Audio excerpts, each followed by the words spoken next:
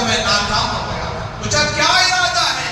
کہا کہ آج اللہ اس کے بندوں کو آپس میں جوڑ دو، اللہ سے بندوں کو اللہ سے جوڑ دو.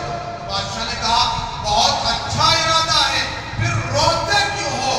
تو پھر کہنے لگے روتا اس لیے ہوں کہ یہ تو مانتے ہیں لیکن وہ نہیں مان رہا، یہ تو مانتے ہیں وہ نہیں مان رہا ہے. اب خبر کے حالات انہوں نے دیکھ لیے، خبر کے عذابات دیکھ لیے، خبر کی تنگی، وہاں کی سختی، وہاں کی گرمی، قبر کے کیڑے مکوڑے، قبر کے سانپ اور بچھو، قبر کی جو آگ ہے جہنم کی، سب دیکھ لیا. اب تو مانیں گے نہیں تو اور کیا کریں گے؟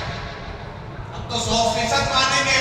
اے اللہ اب تو ہم نمازی بننے تیار ہیں، اب روزے دار بننے تیار ہیں، ذاکر بننے تیار ہیں، تجارت کو سچ بول کر بیچنے تیار ہیں، بیپار سچائی اور امانت داری کے ساتھ کرنے تیار ہیں، دھوکہ نہیں دیں گے. جیسے ابھی آپ نے سنا نا، جب تک دھوکہ نہیں دیں گے دنیا میں آگے نہیں بڑھ سکتے. آج لوگوں کا نعرہ ہے، جملے ہیں کہ سچ بولے تو کچھ نفع ملنے والا نہیں ہے، کہاں ہی وانچ ہو جاتی کرتے. دھوکہ دیا تو 1 بلڈنگ 2 بلڈنگ 3 بلڈنگ، یہ دنیا میں دھوکہ دینا ضروری ہے. میرے بزرگوں یہ دھوکہ قرضے کی طرح ہے، واپس لوٹ کر آئے گا. تم نے کسی کو دھوکہ دیا ہے تو تمہاری اولاد کو کوئی دھوکہ دے گا، یا تمہاری حیات میں وہ دھوکہ لوٹ کر آئے گا، یا آخرت میں تو سخت پکڑ ہوگی، عذاب ہوگا. کسی نے کسی کے دھوکے سے 2 روپیے بھی لے لیے، فرمایا اس کی 700 مقبول نمازیں قیامت کے دن چھین لی جاتی ہیں، اور جس کو دھوکہ دیا ہے اس کو دے دی جاتی ہے. اگر اس کے پاس نمازیں نہیں ہیں تو اس کے گناہ اٹھا کر اس پر ڈال دیے جاتے ہیں. اس سارے گناہوں کا بوجھ لے کر، تمام گناہوں کو لے کر جہنم میں چلا جاتا ہے، اور جس کو دھوکہ دیا تھا اس کے گناہ اس پر ڈال کر اس کو جنت میں بھیج دیا جاتا ہے. تو یہ دھوکے کا صلہ ہے، دھوکے کا بدلہ ہے. مومن کبھی دھوکہ نہیں دیتا. المؤمن لا یغدر ولا یکذب، مومن کبھی دھوکے باز نہیں ہوتا. ولا یکذب، مومن کبھی جھوٹا نہیں ہو سکتا. کیا نہیں ہو سکتا؟ سب کچھ ہو سکتا ہے حضور نے فرمایا، لیکن مومن دھوکے باز نہیں ہو سکتا، مومن جھوٹا نہیں ہو سکتا. تو لہذا بزرگوں حضور کی اطاعت کریں، حضور کی بات مانیں، حضور کی زندگی کو اپنائیں. اس میں ہماری نجات ہے.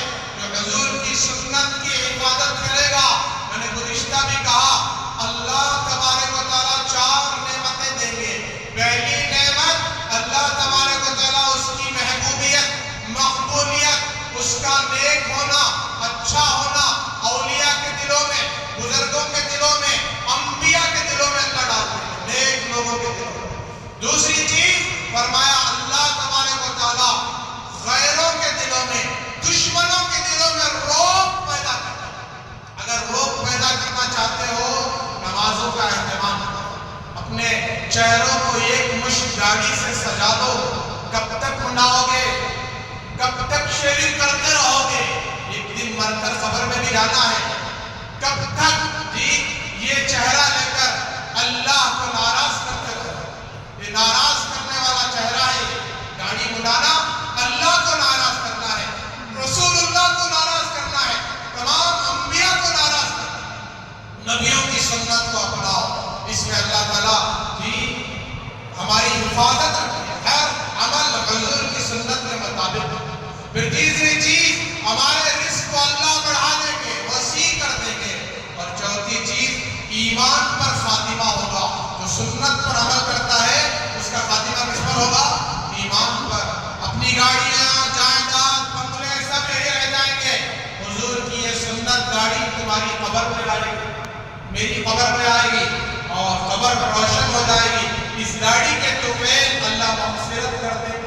کلمہ موت کے وقت نکل جائے، جہنم کے عذاب سے بچ جائے، اور قبر کے سوالات کا جواب دے دے. گاڑی کے طفیل، لباس کے طفیل، حضور کی سنت کے طفیل. آج نیت کر کے جائیں، موت کی آخری سانس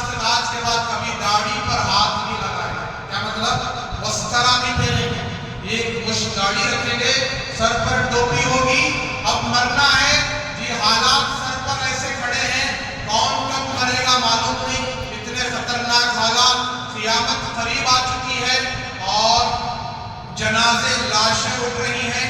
جہاں دیکھو آخری بات بتا دیتا ہوں، اسرائیل جو فلسطین پر حملہ کر رہا ہے، غزہ پر حملہ کر رہا ہے، لاکھوں لوگ اب تک کی تاریخ میں شہید ہو گئے، اور کتنے بچے معصوم شہید ہو گئے، کتنی عورتیں شہید ہو گئی، لیکن مسلمانوں کو کچھ بھی اس کا احساس نہیں. کہیں نبی کی شان پہ گستاخی کی جا رہی ہے، مسلمانوں کو معلوم.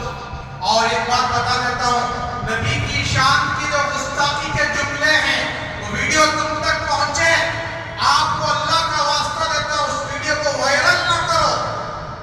آپ کو پوری تاریخ میں سیرت میں کوئی ایسی ایک بات بھی نہیں ملے گی کہ جو گستاخی